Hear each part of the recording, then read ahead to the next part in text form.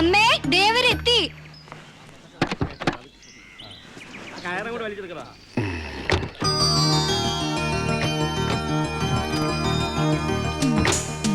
അമ്മേ ദാ വരണു.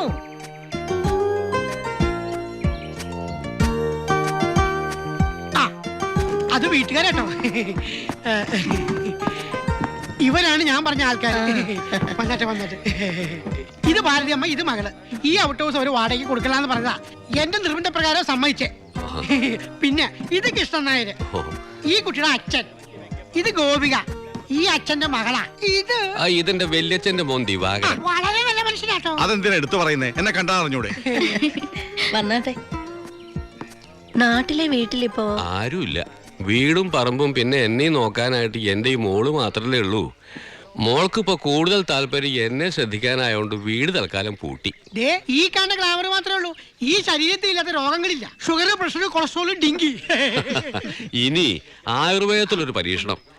ഇവിടുത്തെ സ്വാമിയാർ മഠത്തിലെ വൈദ്യരും ചെന്ന് കണ്ടു. 5-6 മാസത്തെ തുടർച്ചയായ ചികിത്സ അദ്ദേഹം നിർദ്ദേശിച്ചു. പോക്കുവരവന്റെ ബുദ്ധിമുട്ട് ആലോചിച്ചിട്ട് വൈദ്യരുടെ വീടിന്റെ അടുത്ത് തന്നെ അങ്ങോട്ട് താമസിക്കാന്ന് കരുതി. മോൾ എന്ത് ചെയ്യുന്നു?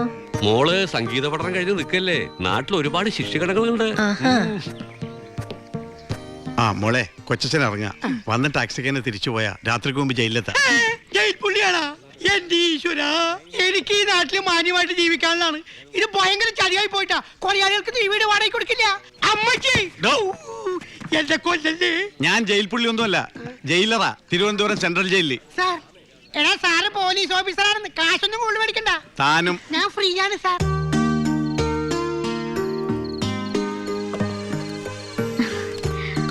ഇവിടെ ഒരുപാട് കുട്ടികളെ കിട്ടും പാട്ട് നൃത്തമൊക്കെ പഠിപ്പിക്കാൻ.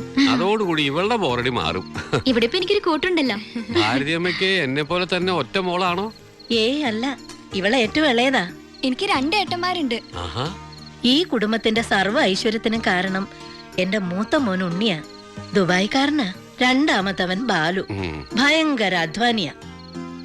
ഈ പുഴയുടെ അക്കരെ സ്വന്തമായിട്ടൊരു കൃഷിത്തോട്ടം തന്നെ ഉണ്ട്. എന്നാലും പോലീസിലാകണമെന്നാ അവന്റെ ആഗ്രഹം. എസ്ഐ ടെസ്റ്റ് ഒക്കെ കഴിഞ്ഞിരിക്കുക. എന്നിട്ട് കക്ഷി എവിടെങ്കിലും കണ്ടില്ലല്ലോ. ട്രെയിനിങ് എവിടെയാണെന്ന് അറിയാൻ വേണ്ടി തിരുവനന്തപുരത്ത് പോയിരിക്കുക. തൊപ്പി തലയിൽ കയറിയിട്ടില്ലെങ്കിലും ഇപ്പോഴേ എസ്ഐ എന്നാ പുള്ളിയുടെ